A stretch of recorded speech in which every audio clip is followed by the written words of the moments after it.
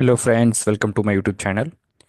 In this video, we are discussing the Python and Django interview questions for 3 plus years of experience. We see in the last day, third question, that is question number 3, typical use of middleware, where we use the middleware. Middleware we generally use for the validation point of view and to log something for authentication and authorization point of view we use. It involves basically in the request and response process. CSRF middleware, it is the cross-site request forgery middleware. Just I want to continue with this CSRF middleware. Basically, after that, interviewer will ask you the next question: why do you use CSRF token? We use CSRF token in the HTML. This kind of the code we use in the template HTML. And after that, we have the common middleware, that is CSRF middleware. Just I want to explain about the what is CSRF token. CSRF token.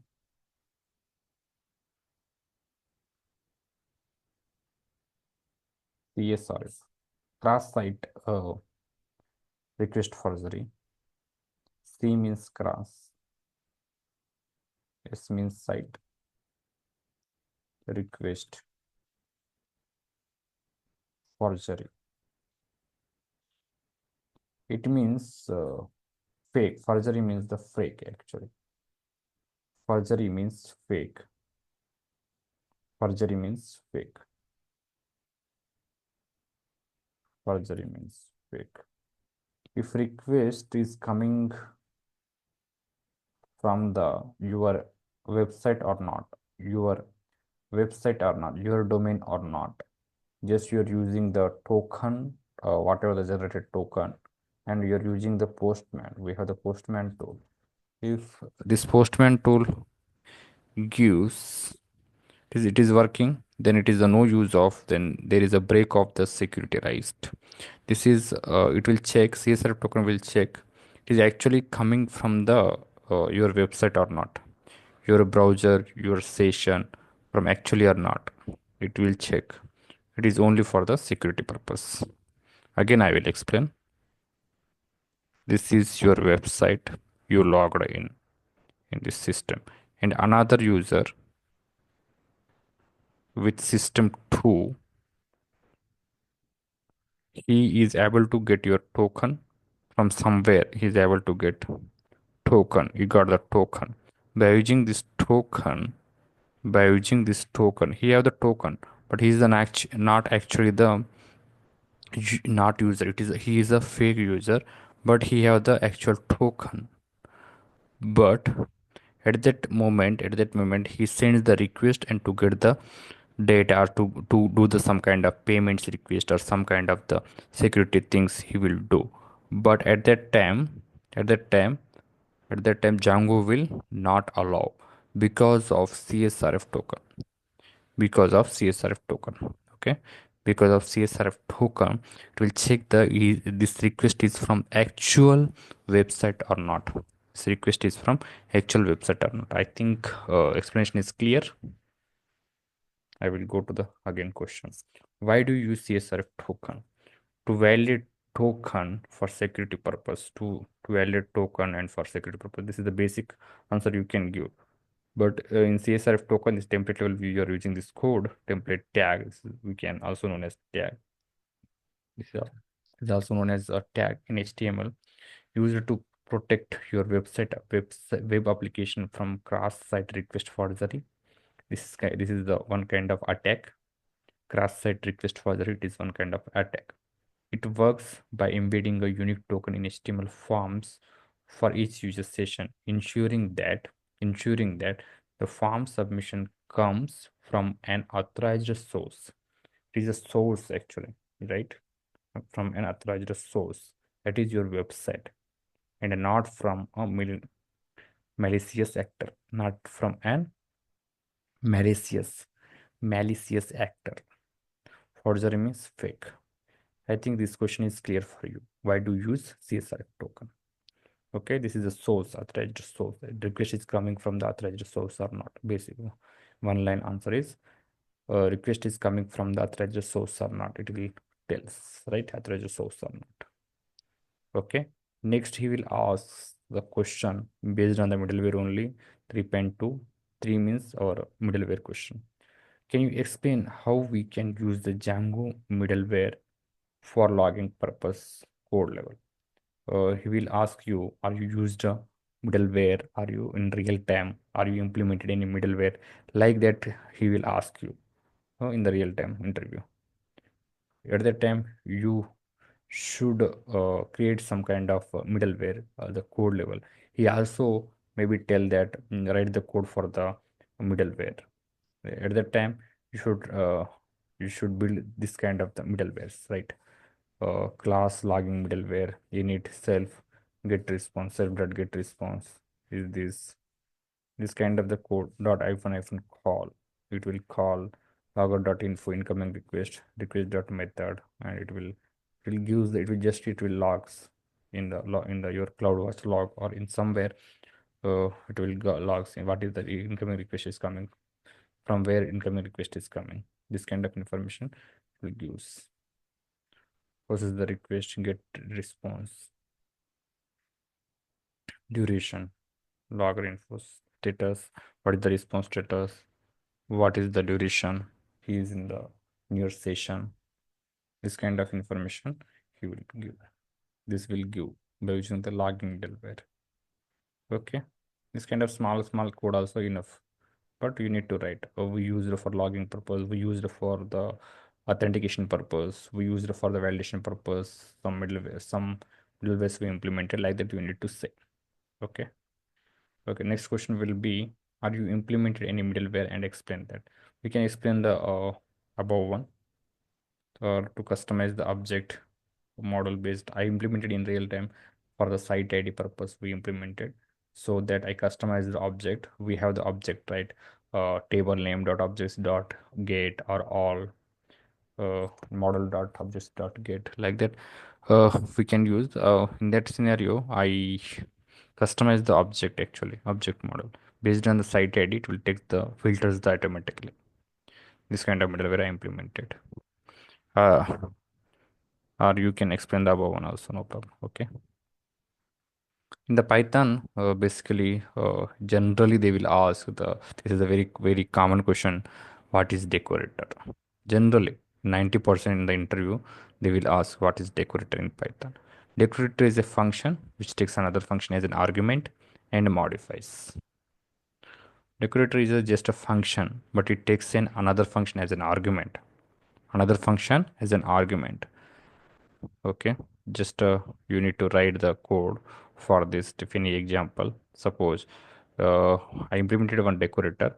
If for name Shailesh, give the response as good morning, otherwise morning only, just morning only.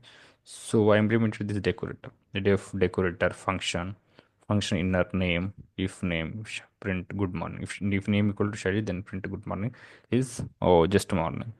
Okay, this is the greet function. It is after that we used a decorator for this greet function, and just it is a pass. It is like a just inheritance.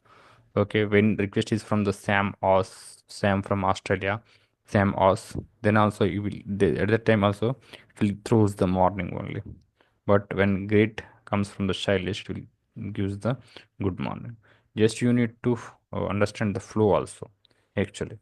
When greet function calls name equal to Sam Australia, then cursor goes to this function, right? Def. But this function goes to not the 74 first. After that, it will goes to the 80 number line number. Line number is 80. Line number 80. It will goes to line number 80. Line number 80. Then line number 82.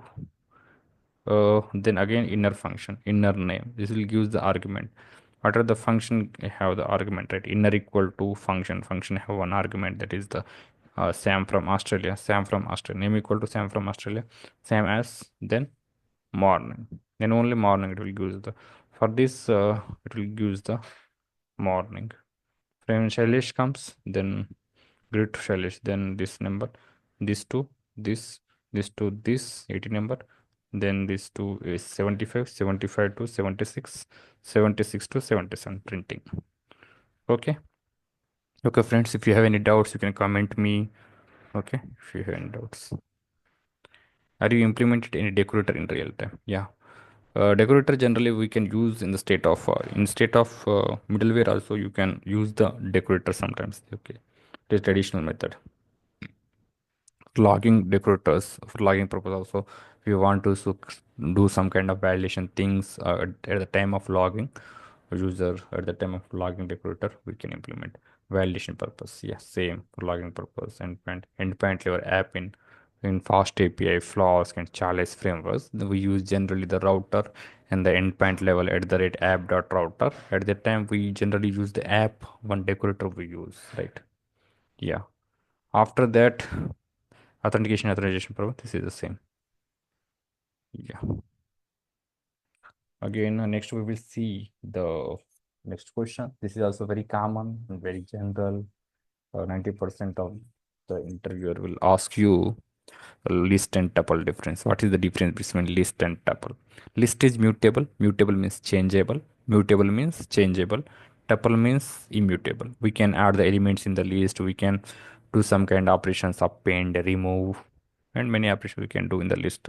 But in tuple, if the elements are constant, we cannot we cannot modify the tuple. Tuple also known as the immutable data structure in Python.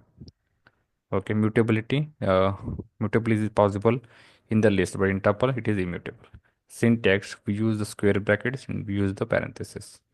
Performance, list is slower obviously because it will take them more memory and more operations are available. So list is slower and tuple is faster. Memory uses more memory. List uses the more memory and tuple uses the less memory. Hashable, list is not hashable. Okay, hashable means the reverse meaning of the mutable. Hashable means reverse meaning of the mutable. Hashable means reverse meaning of the mutable. Hashable, it is no, it is yes.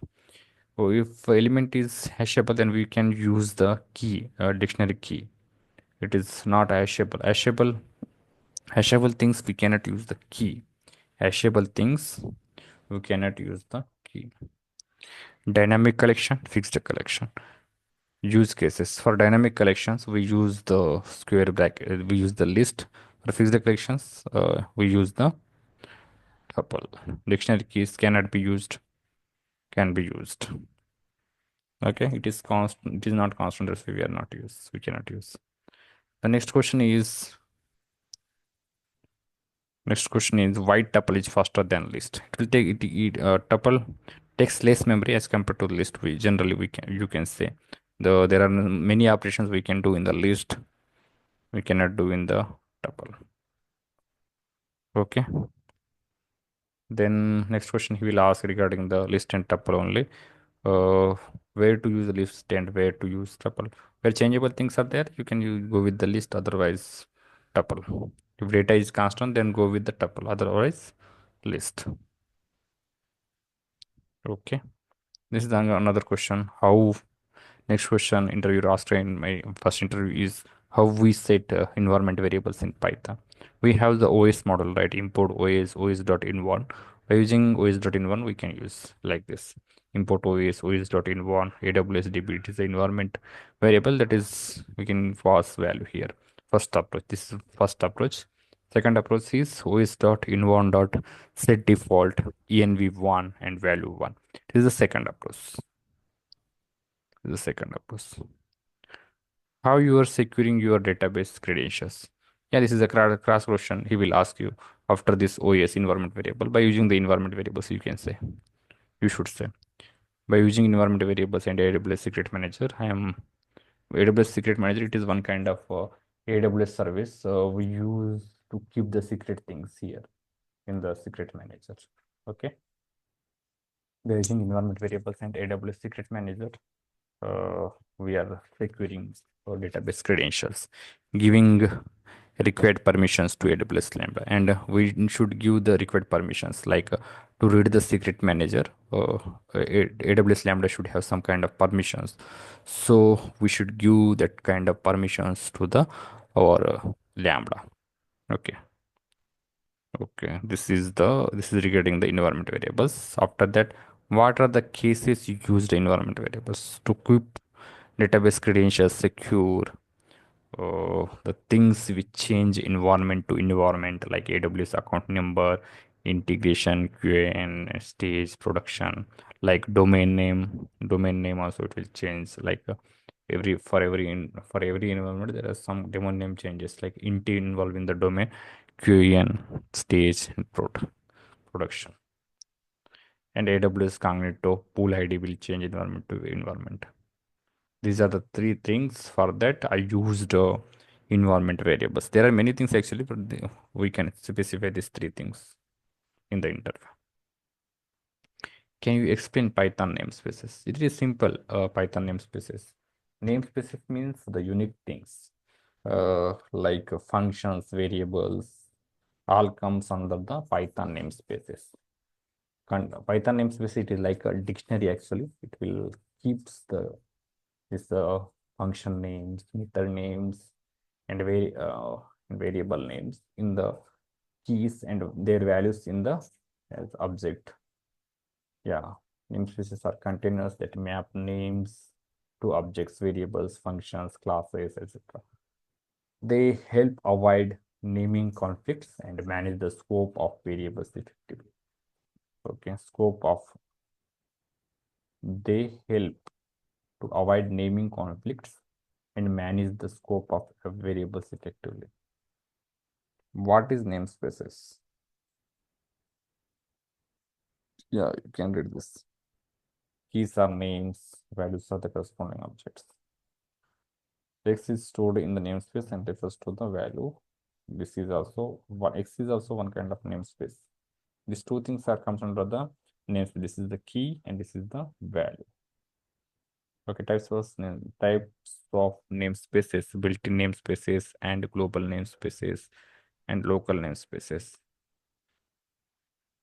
LEGB rule. We have the LGB rule for the local, including nested functions, global, local, global, and built-in provided one.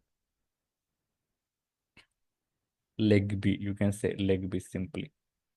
LEGB or leg B. Leg B rule, scope. First preference goes to local variable. If the variable name is same, then it goes to if the local value of the variable. If the variable name is same, then after that it will goes to the nested function. After that, the global in the module level. B means built-in, Python provided. Python provided, right? Like B rule, you can, it is very simple. Global namespace. Outer function, when outer function will call x equal to 20, inner function, this x equal to 30. What it will print? It will print 30, right? It will print 30 only because of local namespace. Local name preference goes to first. If there is no value x equal to 30, then it goes to 20 only. 20. If there are no value in these two no values, after it will goes to 10. Okay, like this you can express global namespace and local namespace. There are two built-in functions in Python. We have globals and locals. By using these two functions, we can print the all the globals variables or function names, all the kind of the namespaces which we have for global level. We can print by using the locals function. We can print the all the local variables, all the local namespaces like methods or whatever we have. We can print like. Okay, this is the simple local returns a dictionary of the global names. So it is also one kind of dictionary and it is also one kind of dictionary. Modify namespaces. You can modify the namespaces. If z value is somewhere 20, then we can directly modify here globals z equal to 100, then it is output will be 100. Understood. Names collisions. X equal to 20. If I'm calling the function, okay, at that time, it will print x equal to 20 only when we call function x equal to 20 only. But when we print this at this level, it will print the global variable, global 10. Here, 10 only. Here, when we call function at that time, 20. When we call print x, At that time, it is 10. This is the difference between the global, local, right? Practical use cases, avoiding name conflicts. It is useful for the avoiding the name conflicts, using built-in functions and debugging by using, we can debug by using these functions, are useful for inspecting variables during debugging. Yeah, interviewer may ask you how you will debug if the variable names are same or some kind of issues you are getting because of at that moment we can say for the global variables I can use the globals function, for locals function for local variables or local namespaces I can use the locals function. Okay, these are the differences what we discussed now. Okay, no need to remember anything. Okay, this simple. Okay. Okay. Okay, friends, we will stop here. Of the next video we will discuss about the difference between the web services and API. Okay.